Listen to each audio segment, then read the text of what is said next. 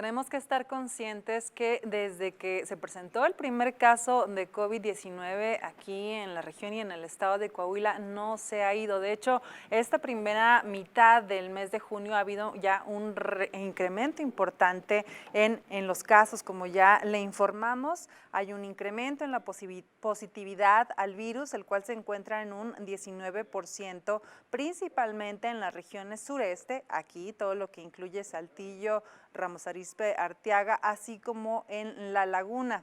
De acuerdo con la información proporcionada por el gobernador Miguel Ángel Riquelme Solís, con las cifras del lunes en el reporte COVID-19, suman un total de 461 nuevos casos de coronavirus, además de una defunción en Monclova, mientras que a nivel estatal 401 se mantienen activos. En cuanto a los municipios con más nuevos contagios, se encuentran Saltillo, como ya se lo comentaba, con 114 casos, Torreón con 171, Piedras Negras con 24 y Monclova con 19. A pesar de este incremento de casos, las hospitalizaciones en Coahuila se mantienen a la baja con un total de 8 en el estado, 7 en la región Laguna y uno más en la región norte.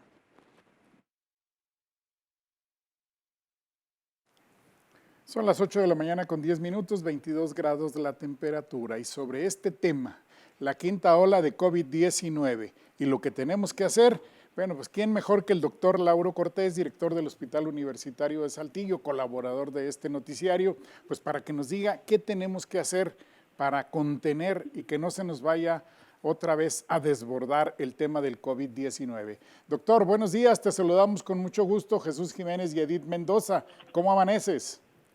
¿Qué tal, Chuchuy? ¿Qué tal, Edith? ¿Cómo están ustedes? ¿Cómo están sus familias? Gracias a Dios, muy bien, doctor. Qué ¿Tú bueno, cómo me da mucho estás? gusto. Bien, bien, saliendo del segundo cuadro de COVID, ¿te acuerdas que te comenté? Ajá. Y bueno, gracias a Dios ya, de nuevo, a trabajar. Entonces la quinta ola ya te pegó. Ya me pegó, sí. ¿Qué tenemos que hacer, doctor, para contener y que no se nos vaya a desbordar otra vez el tema del COVID-19 aquí en Saltillo, la región y en el estado?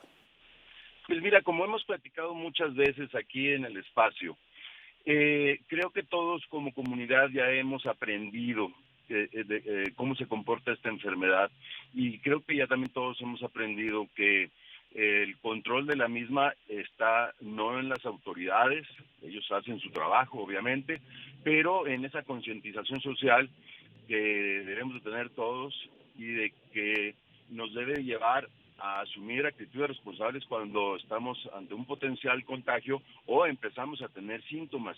Y fíjate, aquí me gustaría hacer una reflexión, no sé si ustedes estén de acuerdo conmigo. Antes de la pandemia, cuando alguien tenía un catarro, una gripe, era muy común que aún con síntomas fuera uno a trabajar o mandaran a los niños a la escuela, argumentando que al final de cuentas era una gripe, ¿sí? Y ahora creo que esto está cambiando. Ahora estos síntomas muy parecidos a un cuadro catarral que están relacionados con COVID hacen que nos quedemos en casa, estemos en reposo, nos aislemos, tomemos medidas para reparar nuestro cuerpo, por así decirlo, seguir lo que nosotros le llamamos la historia natural de la enfermedad, es decir, los 5 o 7 días que amerita uno para poder deshacerse del virus y regresar a sus actividades. No sé si ustedes lo perciben igual. Doctor, sin duda que es un comportamiento que vino después de lo que hemos vivido pues durante los últimos veintitantos meses que llevamos de pandemia, pero ahora ¿cómo debemos considerar los protocolos? Hemos ido reduciendo también los tiempos de que nos mantenemos en confinamiento luego de presentar alguno de estos síntomas. A este momento, en la quinta ola, ¿qué aspectos, cómo debemos reaccionar en este sentido? Pues mira, tenemos que, información es poder, ¿no? Entonces, ya tenemos esa información todos como ciudadanos. Lo que tenemos que hacer ahora es estar muy atentos a los síntomas que presentamos. Obviamente, ya casi descarto el tema de la vacunación porque es obvio, ya hemos visto los beneficios que está trayendo el estar vacunado y tener un esquema completo de vacunación, ¿verdad? Punto número 1. Y punto número 2, una vez que empieza uno con los síntomas, debe de hacerle caso a su cuerpo y estar vigilando cómo se comporta la infección. La gran mayoría de los cuadros son muy parecidos a un cuadro catarral, es decir, le lloran a uno los ojos, puede tener estornudos, dolor de garganta, dolor de cabeza, escalofríos, a lo mejor algo de fiebre, ¿sí? Y eso es una etapa en donde este virus es muy contagioso, entonces vale la pena aislarse. La otra cosa, ¿cuánto tiempo? Habitualmente, si los síntomas son ligeros, si son leves, 5 días es suficiente y luego otro periodo en donde debe de ser mandatorio utilizar el cubrebocas, ¿sí? Hay una calculadora en la página de los Centros de Control de Enfermedades de Gobierno de Estados Unidos, se llama C de Carlos, D de dedo, C de Carlos.gov, en donde tú alimentas esa computadora con tus síntomas, la fecha de inicio, y te dice cuánto tiempo debes de estar aislado y cuánto tiempo debes de interactuar mandatoriamente con los demás a través de un cubrebocas. Es muy práctica, es muy sencilla y creo que a todos nos puede ayudar cuando tenemos dudas de cuánto tiempo aislarnos. Aunque te digo, en términos generales, cuando una persona tiene síntomas leves, al parecer 5 días es suficiente. Doctor, otra pregunta también que me parece muy interesante y muy relevante dada el contexto que estamos viviendo en estos momentos, sobre las pruebas para saber si tenemos COVID o no. ¿En qué momento sí hay que hacerla? Vivimos también en meses pasados, temporadas cuando no había pruebas disponibles. Ahorita, ¿cuál es la situación y qué tan obligatorio es hacernos una prueba, por ejemplo, si no hemos presentado síntomas, pero alguien cercano resultó positivo? Bueno, aquí todo tiene que ver también con el tiempo de exposición, si fue un tiempo prolongado, un tiempo corto, el lugar de la exposición, si fue un lugar cerrado, un lugar al aire ambiente, abierto, los síntomas que pudiera eventualmente tener a alguien, porque es muy común que digan, no, es una gripa, no hay que ser tan irresponsables. Acuérdense que aquí lo más importante ahorita es cortar la cadena de contagios, y tiene mucha importancia hacer esto, porque aunque ahorita los cuadros están siendo catarrales y la gran mayoría está saliendo adelante después de unos días de reposo, lo que debemos de tener ahorita presente y preocuparnos es que dada la alta contagiosidad y el número de casos que se están presentando, el virus no vaya a mutar a una variante más contagiosa o más letal. Ahorita ese es el gran tema. Por lo tanto, pues debemos de ser conscientes. La disponibilidad de pruebas ahora pues ya es generalizada, ya hay hasta en las farmacias donde puede ir uno a comprar una prueba rápida, hacérsela en casa y tomar una decisión en base al resultado, ¿no? Entonces, yo creo que vale la pena, en virtud de que se ha democratizado mucho, por así decirlo, el uso de las pruebas, que ante cualquier duda nos hagamos una y actuemos en consecuencia.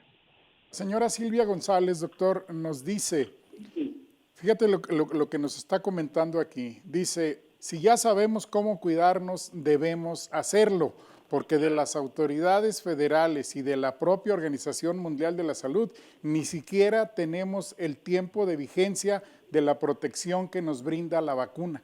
Entonces, ¿para qué arriesgarnos si ya sabemos cómo cuidarnos? Claro, se me hace un comentario muy sensato. Asumir la responsabilidad de uno, asumir el conocimiento que a lo largo de estos 2 años y medio ha adquirido uno, los beneficios que ha tenido, porque digo, ha tenido beneficios. Imagínense, esta pandemia a principios del siglo XIX, pues hubiera sido terrible, ¿no?